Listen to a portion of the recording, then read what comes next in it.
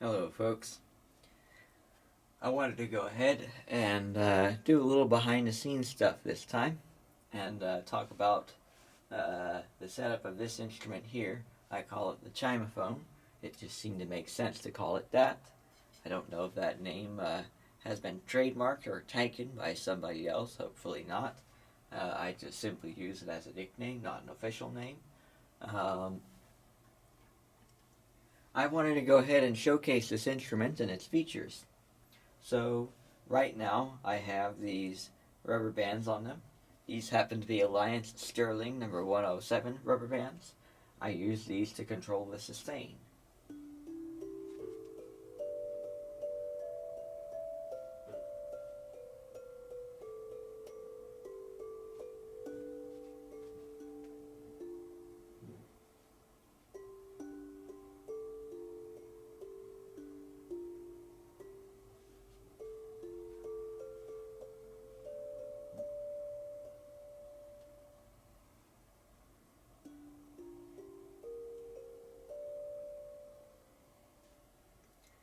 So as you see, they don't resonate for very long.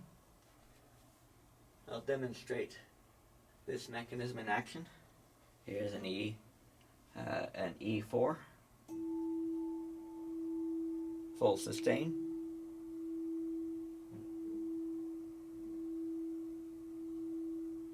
It has a very nice sound to it. I really like this. We can go ahead and put this on. If you mind where that pin is very close to the node. If you actually look at these, and you can look at how pipes resonate, you can see kind of a flexing motion where there are 2 points that remain unmoving while the tips move and the middle moves. That's what the first harmonic of one of these looks like.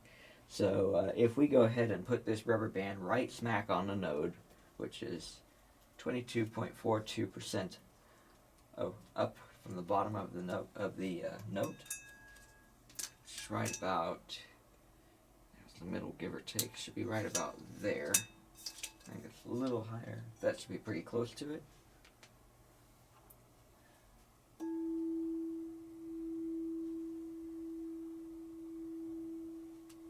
Pretty close to full sustain.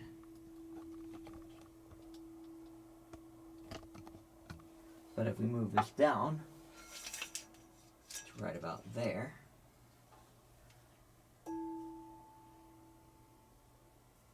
You can hear the difference. Also, this mallet has 2 ends. One end has more rubber on it than the other, and you can get different sounds that way. These 2-inch notes tuned to this key can have a bit of overtone. Hit closer to the node to get more overtone. Use the softer end to get less overtone.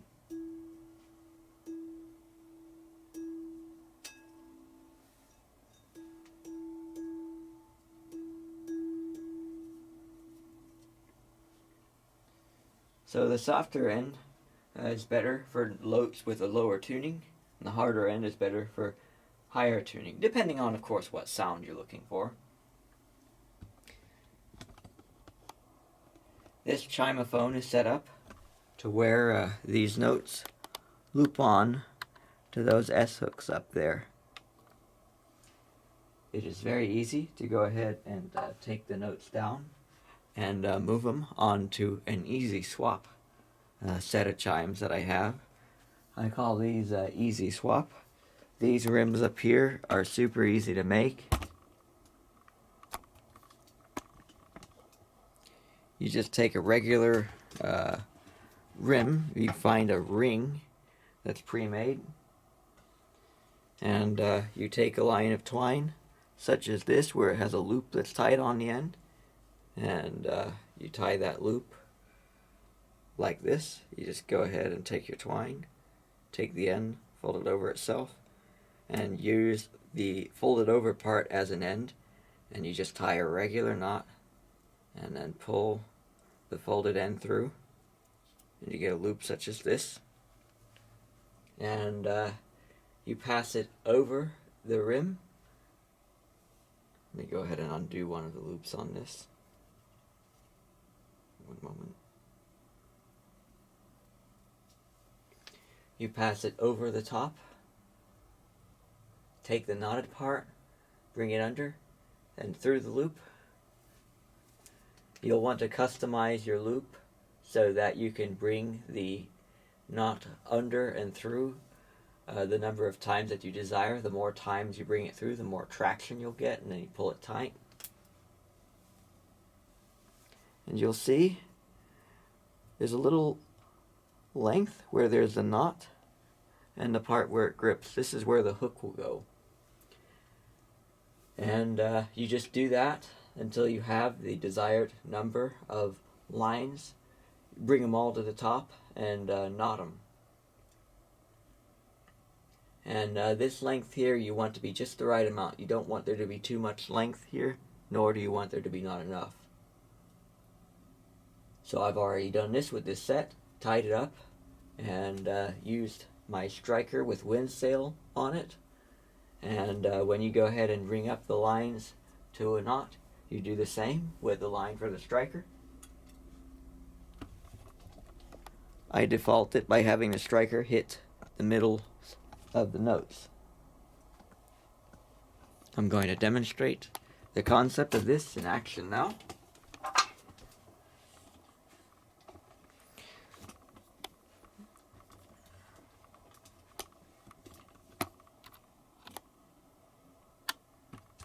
So, we actually have a second chimeophone with music of the sphere's tenor notes right behind that Wind River set. We're going to take notes off of that, and we're going to put them on our easy swap.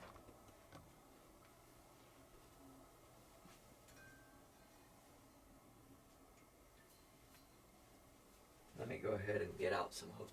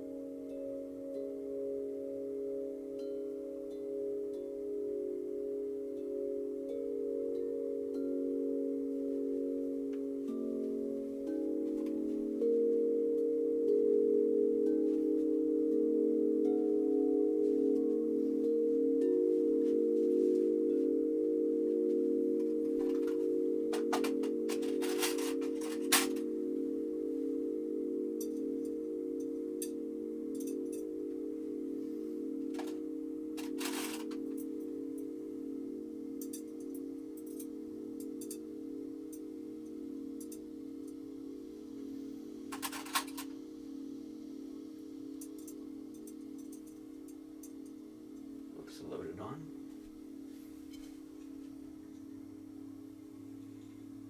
Now we take the notes off, put them on the chimeophone. Correction, put them on the easy swap.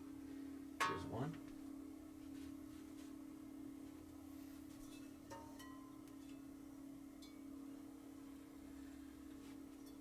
Two.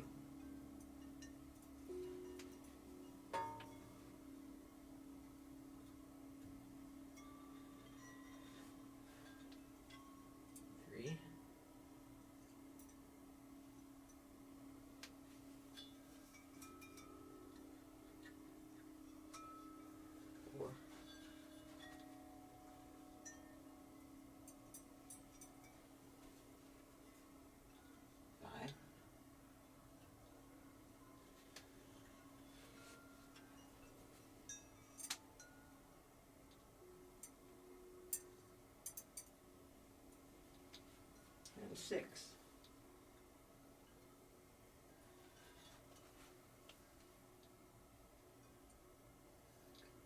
Now we have extra length of twine on these notes for the sake of being able to reassemble them into a set as if they were stock.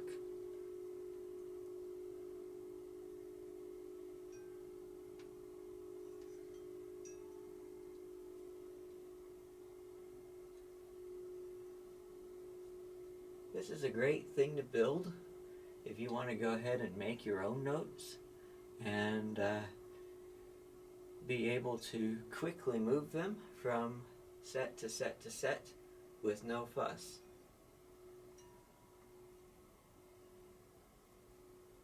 And as you can see, this concept employs the use of the S hooks. I would love to see somebody come up with a way of using just twine in a way where the notes will not come off with time, and also where the notes are very easy to remove by hand, and where it can be done very quickly. I may go ahead and find a way to do this myself. I'm pretty sure this concept has not been developed.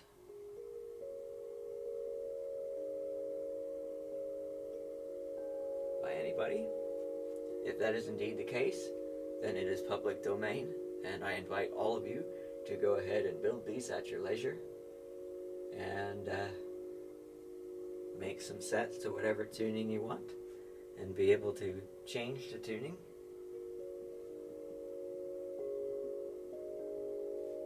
on a whim.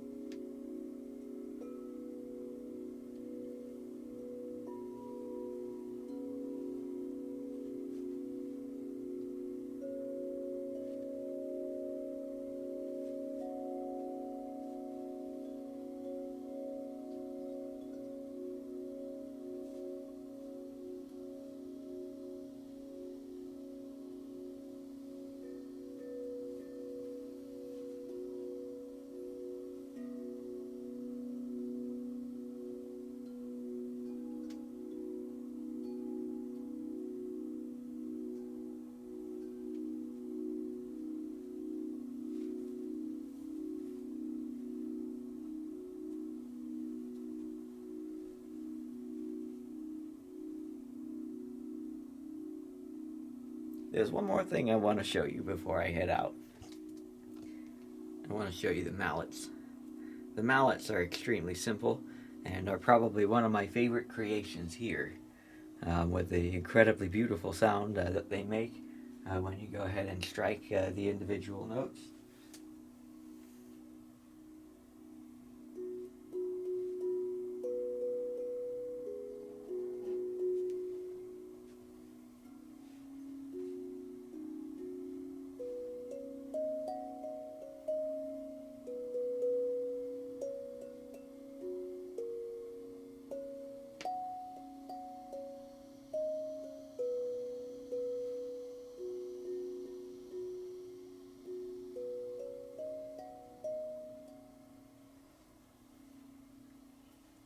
These are actually just a rubber band wrapped around a stick and then glued. That's it. That's all these are. And you can alternatively use a rubber band, a smaller rubber band, to go ahead and secure the big one. This particular mallet uses 2 rubber bands. This is a larger mallet for lower tuned heavyweight notes. You just take a rubber band. This happens to be an Alliance Pale Crepe Gold, number 107.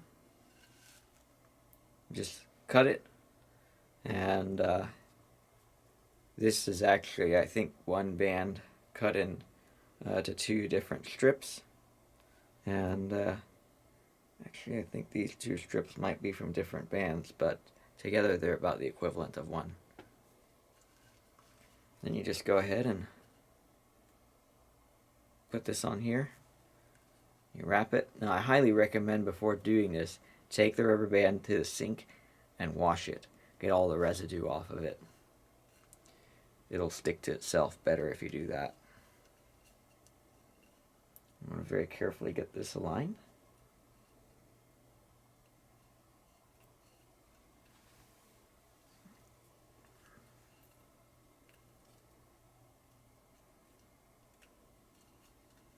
Now we put on the second one.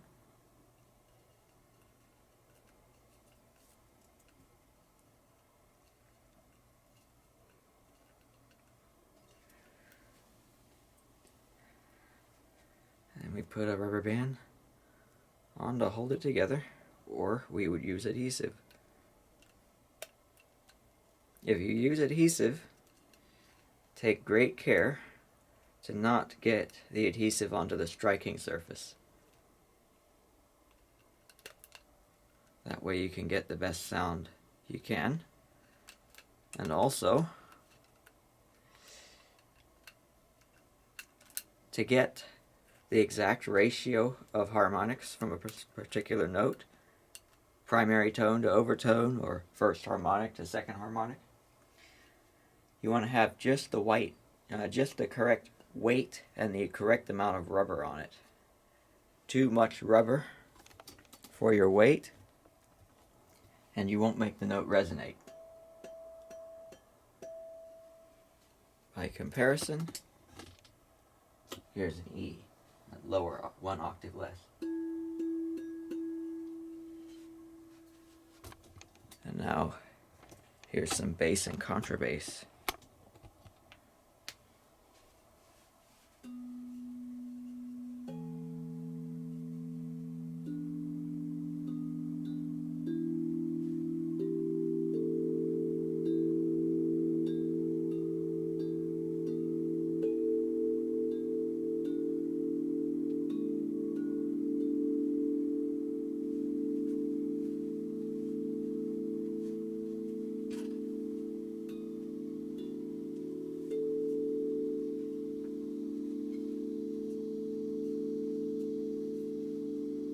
You can experiment with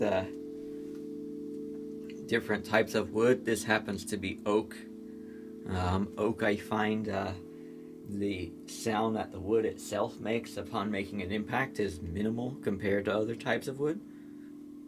You can use different types of wood, different diameters, and different amounts and types of rubber, and figure out which is the best for your specific notes. If you use a lighter weight mallet, like this mallet here, would be significantly heavy. If I put like a thin amount of rubber for tenor notes, it would be heavy to the point where they would get swinging a lot. Even this mallet is a bit heavy, but I tend to make do with it.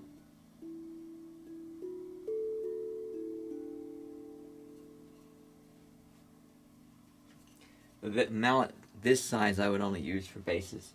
So tune your mallet to the tuning. Tune your mallet with the amount of rubber and weight and length to your preferences, the weight of the tube, and the tuning of the tube, and you'll get it perfect. These were inspired by Steelpan mallets, such as these from the Steelpan Store, and these from Dano's Island Sound. These are both excellent pan mallets, and they even make pretty good sounds on the chimes. These mallets tend to be better made for mezzo chimes, mezzo and soprano, and even a bit of alto.